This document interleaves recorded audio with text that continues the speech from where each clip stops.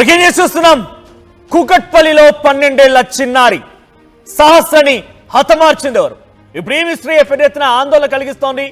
ఈ రోజు 2 రోజులు పూర్తయినా ఇప్పటివరకు పోలీసులు ఏ నిర్ధారణకి రాలేకపోతున్నారు, ఎవరిపైన అనుమానం పడలేకపోతున్నారు. అయితే కొన్ని అనుమానాల నేపథ్యంలో తల్లిదండ్రులతో పాటుగా అదే ఇంట్లో G+2 బిల్డింగ్ అది వాళ్ళు ఉండేటువంటి నివాసం. సో ఆ నివాసం ఉన్నటువంటి మరికొంతమందిని కూడా నలుగురిని పోలీసులు విచారించారు. కానీ ఎవరూ కూడా కాదు అని నిర్ధారించుకొని వారిని సైతం వదిలేసినట్టు తెలుస్తోంది. ఎవరో తెలిసిన వాళ్ళే నిర్వాకానికి పాల్పడి ఉంటారు. ఆ అమ్మాయి ఒంటి పైన 20 కత్తిగాట్లున్నాయి.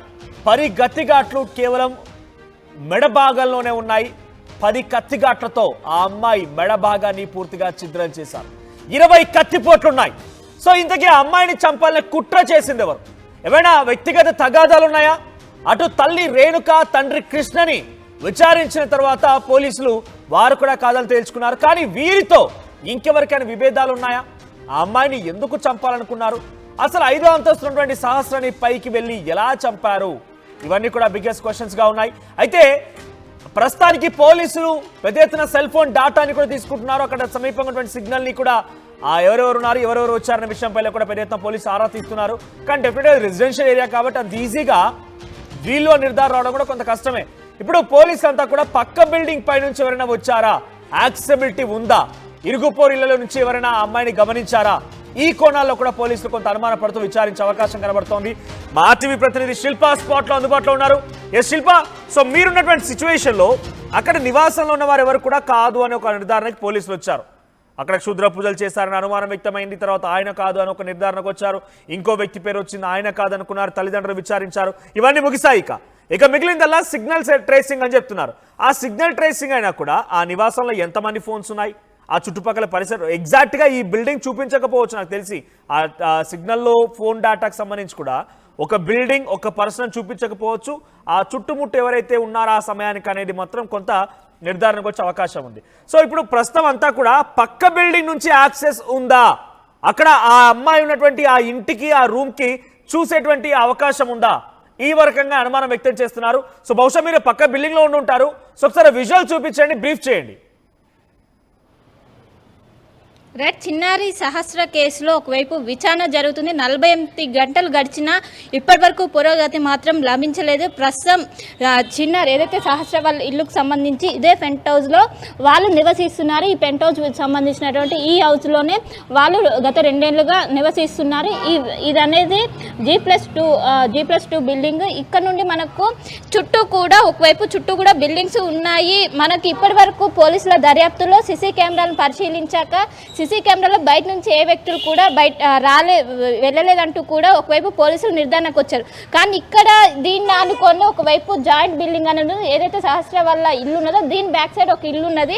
ఇది బ్యాక్ సైడ్ అనేది ఈ గోడ చూడొచ్చు. మొత్తం కూడా ఈ గోడ నుంచి ఇక్కడికి దూకే అవకాశం అయితే మనకు స్పష్టంగా కనిపిస్తుంది. మనకి ఈ గోడ అనేది దాదాపు 2 ఫీట్ల మేర ఉంటుంది. ఖచ్చితంగా ఒక మనిషి ఇక్కడ నుంచి ఏదైతే వెనుక ఉన్నటువంటి బిల్డింగ్ నుంచి ఈ బిల్డింగ్ దగ్గర దూకడానికి యాక్సెస్ అనేది ఖచ్చితంగా ఉన్నది. చాలా కంఫర్టబుల్గా వాళ్ళు ఇక్కడ దూకి లోపలికి ప్రవేశించడానికి కూడా మార్గం ఉన్నది. సో దీనిపైన పోలీసులు ఖచ్చితంగా ఎంక్వైరీ చేసిన, ఎందుకంటే బయట ఉన్నటువంటి సీసీ కెమెరాలు ఎవరు కూడా బయట వ్యక్తులు లోపలికి రాలేదనేది కూడా పోలీసులు విచారణలో వ్యూ పాయింట్ కనబడుతోందా? ఆ సహస్ర అమ్మాయి ఉన్నటువంటి ఆ ఇల్లు కనబడుతోందా? ఆ తల్లిదండ్రులు ఉన్నారా లేరా నిర్ధారించుకునేందుకు ఆ వ్యూ కనబడుతోందా? రైట్, ఖచ్చితంగా ఇప్పుడు మనకు ఈడ కనిపిస్తున్నటువంటి ఏవైతే స్టెప్స్ ఉన్నాయో స్టెప్స్ పక్కన ఉన్నటువంటి డోరు సహస్ర వాళ్ళు ఉండేటువంటి ఇల్లు సంబంధించినటువంటి స్టెప్స్ మనం చూస్తున్నాం. ఈ స్టెప్స్కు పక్కనే ఒక గోడ అనేది ఉన్నది. ఈ గోడ నుంచి మనం దూకడానికి పక్క బిల్డింగ్ నుంచి దూకడానికి అనేది యాక్సెస్ ఉంది. చాలా కంఫర్టబుల్గా దాదాపు దూకడానికి అనేది కంఫర్టబుల్గా ఉన్నది. అక్కడ గోడ సపోర్ట్ కూడా ఉండడంతో వాళ్ళు దూకడానికి అవకాశం ఉండడంతో సో పక్క బిల్డింగ్ నుండి ఎవరైనా వచ్చి అక్కడ ఉన్నటువంటి సీసీ కెమెరాలో రికార్డ్ కాకుండా ఈ విధంగా చేస్తుంటారా అంటూ కూడా ప్రస్తుతం పోలీసులు అనుమానిస్తున్నారు. ఇక్కడ నుండి కూడా వచ్చే అవకాశం ఇప్పుడు ఇక్కడ ఉన్నటువంటి గోడ నుండి సహస్ర వాళ్ళ రూమ్కి దూకడానికి చాలా యాక్సెసిబుల్గా ఉండడంతో ఈ కోణంలో ప్రస్తుతం అయితే పోలీసులు విచారణ చూస్తున్నారు. పెంట్ హౌస్ కావడంతో వెంటనే ఇక్కడ దూకి డైరెక్ట్ స్టెప్స్ ఎక్కి కూడా పైకి వెళ్ళడానికి చాలా వే అనేది ఉన్నది. సో దీన్ని ఆధారంగా చేసుకొని ప్రస్తుతం పోలీసులు అయితే విచారణ చేస్తున్నారు. ఎందుకంటే అదే బిల్డింగ్లో మన సీసీ కెమెరాలో ఎక్కడ కూడా బయట వ్యక్తులు వచ్చినట్లు కూడా పోలీసులు ఇప్పటికే చెప్పారు. సో ఇక్కడ నుండి వచ్చే అవకాశం అయితే మనకు స్పష్టంగా కనిపిస్తుంది. ఎందుకంటే దీనికి ఆనుకొని ఇది అనేది జాయింట్ బిల్డింగ్ అనేది కనిపిస్తుంది. ఇది సహస్ర వాళ్ళు ఉండే బిల్డింగ్, ఇది దాని వెనకాల ఉన్నటువంటి బిల్డింగ్. ఇక్కడ నుండి దూకి ఇక్కడ మళ్ళీ మనకు కంఫర్ట్గా ఒక గోడ అనేది కనిపిస్తుంది. సో ఈ గోడ మీద వాళ్ళు ఏదైనా సపోర్ట్ పెట్టుకొని అక్కడికి డైరెక్ట్ ఆ ఇంట్లోకి వెళ్ళడానికి అయితే ప్రస్తుతం అయితే అవకాశం ఉంది. ఇంకోవైపు ఇది సహస్ర వాళ్ళ ఇల్లు అయితే ఇక్కడ సెకండ్ ఫ్లోర్లో ఒకవైపు ఎవరైతే అనుమానితులు సంజీవరావుని పోలీసులు అదుపులోకి తీసుకున్నారో మనకు కనిపిస్తున్నటువంటి ఇల్లు సంజీవరావుకి సంబంధించినటువంటి ఇల్లు. సంజీవరావుతో పాటు వాళ్ళ భార్యను కూడా ప్రస్తుతం పోలీసులు అదుపులోకి తీసుకొని విచారిస్తున్నారు. ఎందుకంటే తను దైవభక్తితో పాటు క్షుద్ర పూజలు కూడా చేశాడంటూ కూడా పోలీసులు అనుమానిస్తున్నారు.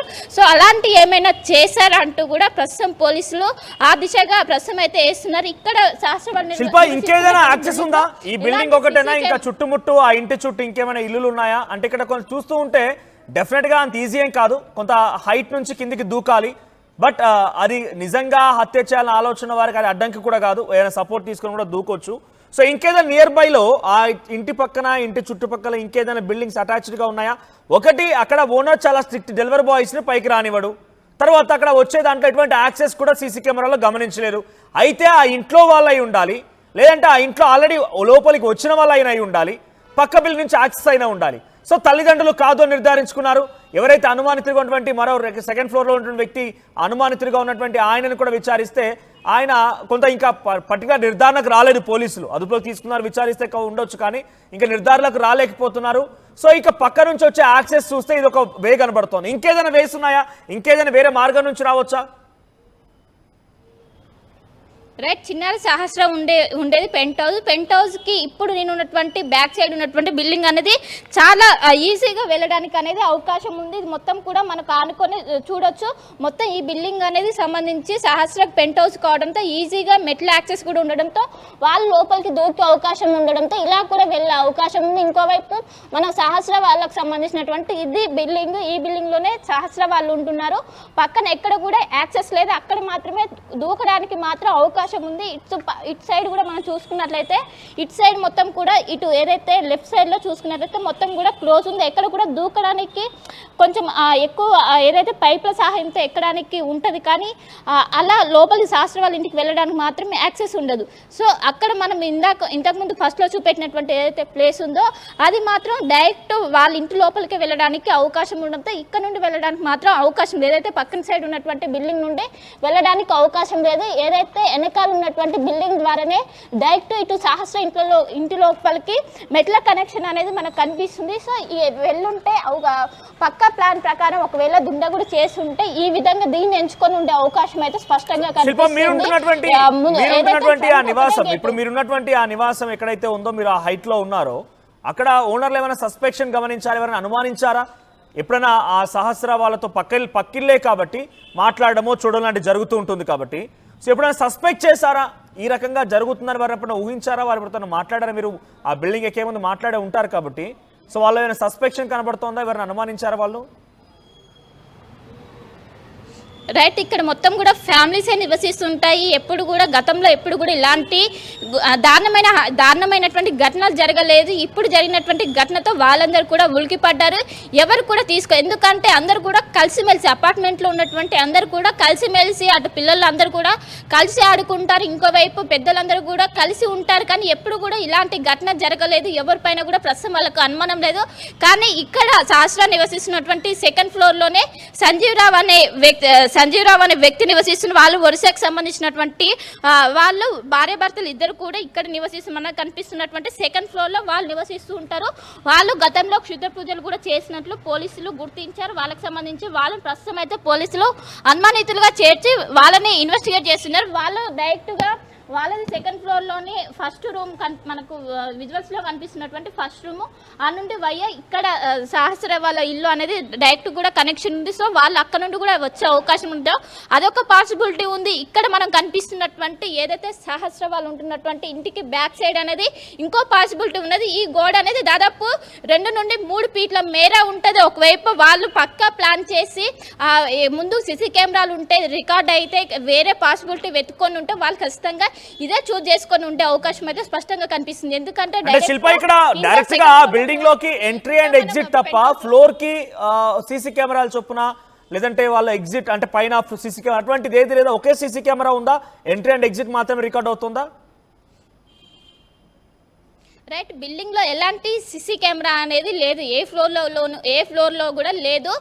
బిల్డింగ్కి దాదాపు 50 అడుగుల దూరంలో ఉన్నటువంటి కాలనీలో సీసీ కెమెరా అనేది ఉన్నది. దానిలోనే ఒకవైపు ఎంట్రీని ఎవరెవరు వచ్చేది ఎవరెవరు వెళ్ళేది అనేది దాంట్లోనే దృశ్యాలన్నీ కూడా రికార్డ్ అయ్యి దాన్ని ఆధారంగా చేసుకొని పోలీసులు బయట వ్యక్తులు ఎవరు కూడా ఆ రోజు హత్య జరిగినటువంటి రోజు ఎవరు కూడా బయట వ్యక్తులు లోపలికి రాలేదని నిర్ధారించుకున్నారు. దీంతో నిర్ధారించుకోవడంతో ఒకటి ఇక్కడ బిల్డింగ్ లోపల ఉన్నటువంటి వ్యక్తులని చేసి ఉండాలి, లేకుంటే పక్కన ఏదైతే ఈ బిల్డింగ్ అనుకొని జాయింట్ బిల్డింగ్ ఉందో అల్ల నుంచి రావడానికి కూడా అవకాశం ఉండడంతో దీని నుండి 2 పాసిబిలిటీస్ ఉండటంతో పోలీసులు అయితే ప్రస్తుతం ఆ దిశగా అడిగి వేస్తున్నారు. ఎందుకంటే అక్కడ ఉన్నటువంటి సీసీ కెమెరాలను వాళ్ళు క్షుణ్ణంగా పరిశీలించినప్పటికీ ఎలాంటి ఆనవాళ్ళు ఎవరు బయట వ్యక్తులు లోపలికి వచ్చినట్టు కూడా ఎక్కడ కూడా గుర్తించలేదు.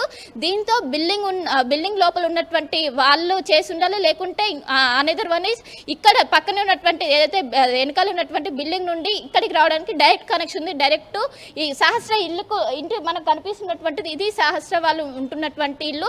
సో వాళ్ళు సంఘటనా స్థలంలో పోలీసులు ముందుగానే వచ్చారు. ఉదయాన్నే జరిగింది ఘటన. సోమవారం రోజున ఉదయం సుమారుగా 9 గంటల నుంచి 10 గంటల ప్రాంతంలో ఈ ఘటన జరిగిందని చెప్తున్నారు కాబట్టి సో అక్కడ ఆ సంఘటన జరిగినటువంటి ఆ స్థలంలో ఏమైనా క్లూస్ లభించాయా? షార్ప్ వెపన్స్ కానివ్వండి, ఇతరత్ర క్లూస్ ఏమైనా ఒకటైనా పోలీసులు చేజెక్కించుకునే ప్రయత్నం చేశారా? ఏదైనా సస్పీషియస్ గా కనిపించిందా? రైట్, ఖచ్చితంగా లోపల తను చిన్నారి పడి ఉన్నటువంటి దగ్గర ఒకవైపు బ్లడ్ శాంపిల్స్ కావచ్చు, అక్కడ ఉన్నటువంటి కొన్ని నైఫ్ కూడా పోలీసులు స్వాధీనం చేసుకున్నట్లు కూడా తెలిసింది. పక్కా ప్లాన్ ప్రకారమే ఇది చేసినట్టు కూడా ఎలాంటి క్లూస్ కూడా అక్కడ దొరకకుండా వెళ్ళినట్టు కూడా పోలీసులు గుర్తించారు.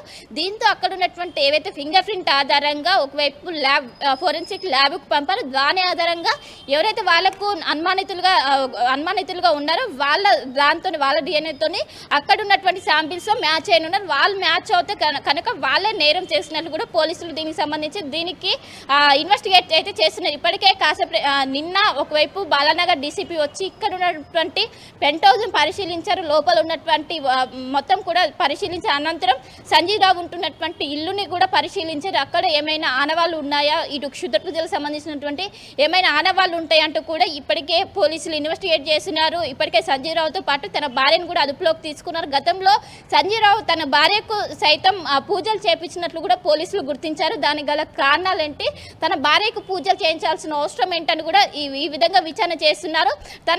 తన పైన అసలు సహస్ర అనే చిన్నారి పైన ఉంటుంది మీకు తెలుసా అని కూడా ప్రస్తుతం అయితే విచారణ చేస్తున్నారు. మొత్తం మీద ఇప్పుడు చనిపోయినటువంటి సహస్ర కేసులో 2 పాసిబిలిటీ మాత్రం కనిపిస్తున్నాయి. ఒకరు బిల్డింగ్ లోపల ఉన్నటువంటి వ్యక్తి ఇది హత్య చేసి ఉండాలి, లేకుంటే పక్కన ఉన్నటువంటి బిల్డింగ్ నుంచి యాక్సెస్ ఉండడంతో ఇప్పుడు మనం చూపెట్టినటువంటి ఏదైతే గోడ ఉందో ఈ గోడ దూకి సహస్ర ఇంట్లోకి నేరుగా వెళ్ళే అవకాశం ఉంది. సహస్ర ఇంట్లోకి నేరుగా వెళ్ళినా కూడా మనకు సీసీ కెమెరా ఎక్కడ కూడా ఏ ఫ్లోర్లో కూడా సీసీ కెమెరా లేవు. ఆయన వచ్చినట్టు కూడా ఎవరికి కూడా తెలిసే అవకాశం లేదు. స్థానికులపై అనుమానం వ్యక్తమవుతుందా? సంజీవ్ రావుని విచారిస్తున్నారు, ఓకే, కానీ సంజీవ్ రావుకి సంబంధించిన విషయంలో కూడా పోలీసులు ఒక నిర్ధారణకు రాలేకపోతున్నారు. సో సంజీవ్ రావు విషయంలో కూడా ఇంకా అదుపులో ఉన్నారు, భార్య భర్తను అదుపులో తీస్తున్నారు, విచారిస్తున్నారు. అటు తల్లిదండ్రులు అయినప్పుడు కూడా తల్లిదండ్రులు కూడా ఎవరిపై అనుమానం ఉందా అని అంటే నో అనే చెప్తున్నారు. సో ఇంకేదైనా సస్పిషన్స్ కనబడుతోందా? బికాస్ 48 గంటలు పూర్తయింది. ఒక చిన్నారి తన ఇంట్లో ఉన్న సమయంలోనే ఎవరో ఒక 3వ వ్యక్తి వచ్చి తనని హతమార్చి వెళ్ళిపోయాడు.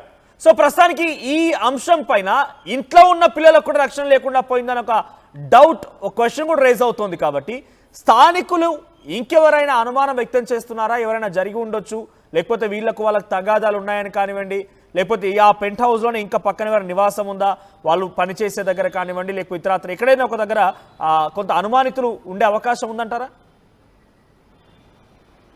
చిన్నారి సహస్ర హత్య వెలుగులోకి వచ్చాక మొదటగా పోలీసులు తనని లైంగికంగా వేధించి అనంతరం హతమార్చారంటూ కూడా పోలీసులు మొదట అనుకున్నారు. కానీ తర్వాత ఒకవైపు దాదాపు తన గొంతు పైన 10 కత్తిపోట్లు ఉండడంతో వేరే క్షుద్ర పూజలకు కూడా తావు ఉండడంతో క్షుద్ర పూజల వైపు పోలీసులు చూశారు.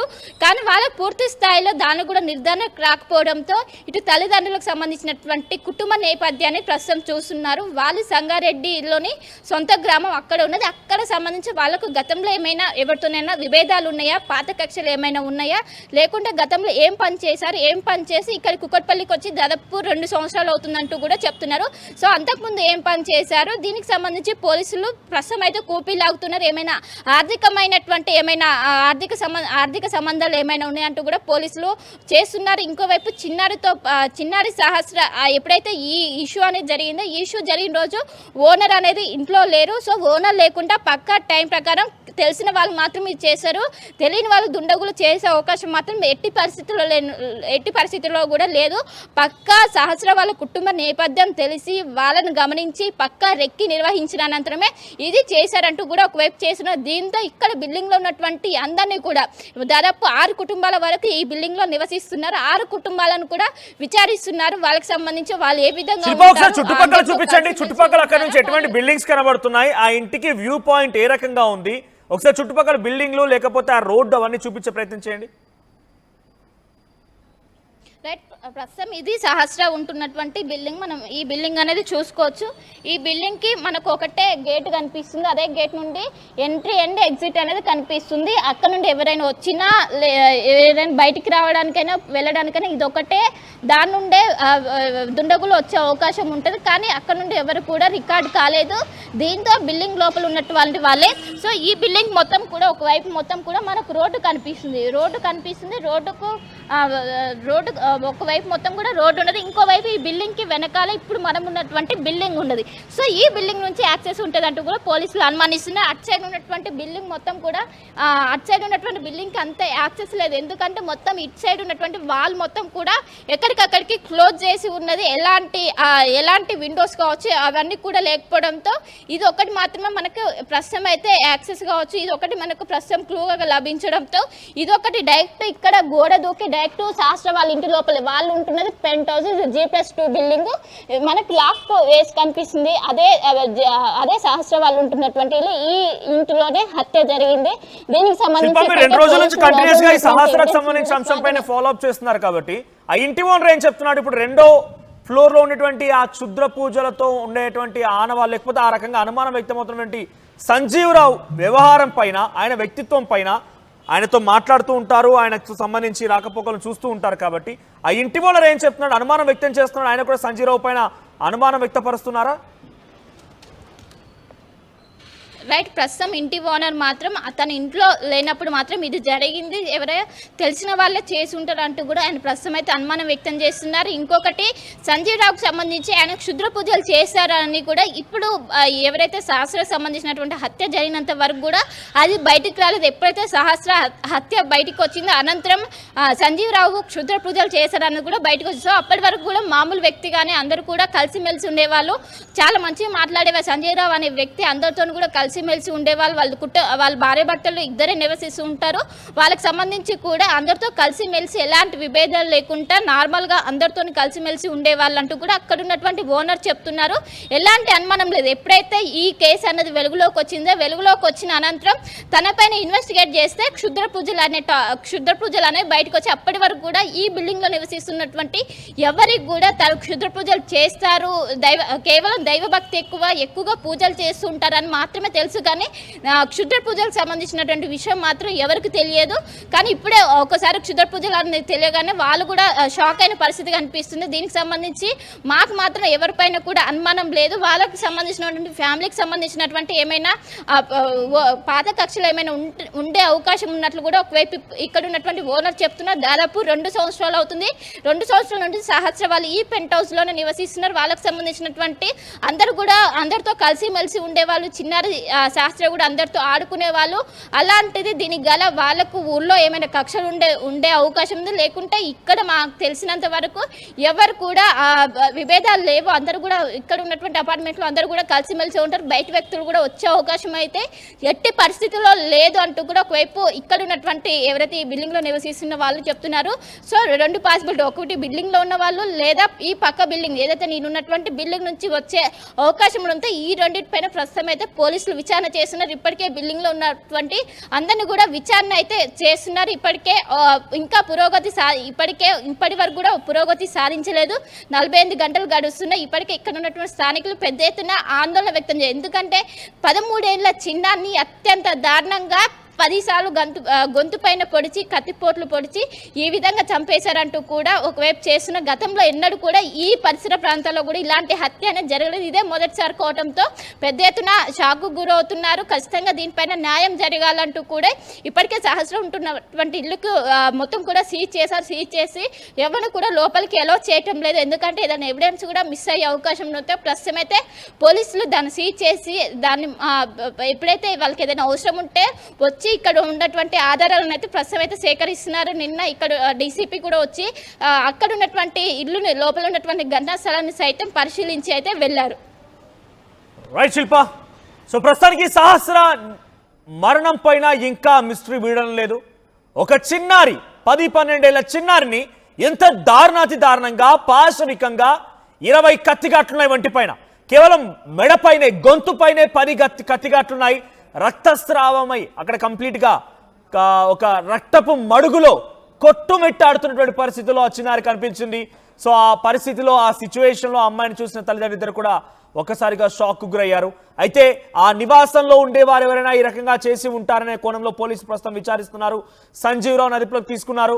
సో సెకండ్ ఫ్లోర్లో ఉంటారు ఆయన, అంటే సహస్ర ఉండేటువంటి ఆ రూమ్ కింద ఫ్లోర్లో ఉంటారు. ఆయన అదుపులో తీసుకున్నారు. భార్యాభర్తలు అదుపులో తీసుకొని విచారిస్తున్నారు. ఇటు తల్లిదండ్రులను కూడా విచారించారు. ఇప్పటికే తల్లిదండ్రులపై అనుమానం వ్యక్తమైతే వారిని కూడా విచారించారు. సో వారి విషయంలో కూడా ఎటువంటి నిర్ధారణలకు రానంటూ తెలుస్తోంది. సో ప్రస్తుతానికి సహస్ర మిస్టరీ ఇంకా వీడలేదు. 48 గంటలు పూర్తయింది. ఎటువంటి ఒక క్లూ కానీ ఎటువంటి ఒక లీడ్ కానీ ఈ కేసులో పోలీసులకు దొరకకుండా చాలా ముప్పు తిప్పలు పెడుతోంది. మరి పోలీసు ఏ రకంగా దీన్ని చేరిస్తారో చూడాలి. ఇప్పుడైతే మా ప్రతినిధి శిల్ప అక్కడనే అందుబాటులో ఉండి అక్కడ ఏ రకంగా యాక్సెస్ ఉంది, ఏ రకంగా నివాసంలోకి వెళ్ళొచ్చు, దానికి ఉన్నటువంటి నివాసానికి వెళ్ళేటువంటి మార్గాలు ఏ రకంగా ఉన్నాయి, పక్కనే ఉన్నటువంటి బిల్డింగ్ పైనకి వెళ్ళిపోయి అక్కడ దాన్ని చూపించే ప్రయత్నం చేశారు. సో ఉన్న ఒకే ఒక్క మార్గం ఇది మాత్రమే. అవతల వైపు కంప్లీట్గా క్లోజ్డ్ ఉంది, వెనకాల భాగం నుంచి కంప్లీట్ క్లోజ్డ్గా ఉంది. ఉన్న మార్గం ఇదొక్కటే. మరి ఈ మార్గం వెంట వెళ్ళారా, లేదంటే ఆ నివాసంలో ఉన్నటువంటి వ్యక్తి అనుమానితుడిగా ఉన్నాడు సంజీవ్ రావే ఈ ప్రయత్నం చేశారా, క్షుద్ర పూజలు లాంటివి ఏమైనా జరిగాయా, అసలు ఎందుకు ఆ అమ్మాయిని హతమార్చాల్సి వచ్చింది, ఇంత కక్షపూరితంగా ఇంత దారుణంగా ఆ చిన్నారిని హతమార్చే ప్రయత్నం ఎవరు చేసి ఉంటారు, ఇప్పుడు కొంత ఆందోళన వ్యక్తమవుతోంది.